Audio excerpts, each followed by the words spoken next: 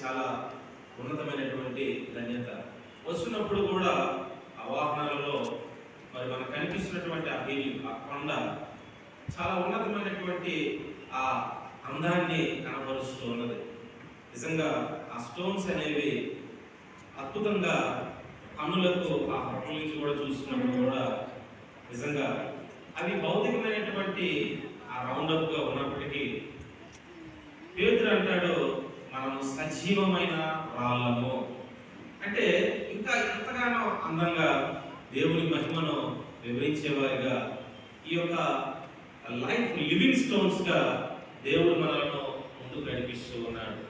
ప్రియ దేవుని బిడ్డలారా, నిజంగా ఆ యొక్క నదులు ఆ ప్రవాహానికి వెళ్తున్నటువంటి అనేకమైనటువంటి ప్రవాహ దెబ్బలకు, ఆ నీటి ఒత్తిడిలకు, నీటి తాకిడికి ఆ నీరు సైడ్న ఉన్నటువంటి పెద్ద పెద్ద రాళ్ళు కూడా అవి ఏమవుతూ ఉన్నాయంటే చాలా మరి 1000 of years అవి ఆ యొక్క కార్నర్లో ఉన్నప్పుడు చాలా సొగసు, ఆ అందమైనటువంటి రూపము మనం చూస్తూ ఉన్నాం.